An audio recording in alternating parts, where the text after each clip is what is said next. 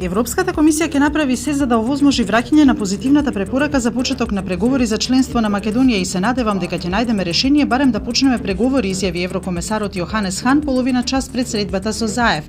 Според него формирањето на новата влада не е доволен аргумент за да се обнови препораката и дека сега се очекуваат реформите за кои Европската комисија зборува веќе 2 години. Директорот на Центарот за комуникации на ВМРО ДПМН Иво Котевски по распитот во СЈО во врска со случајот Талер изјави дека побарал увид во доказите, но не му било дозволено и дека тоа ќе го направат некој друг ден. На прашањето каде е Груевски, тој рече дека тука е приватно и не може да одговори.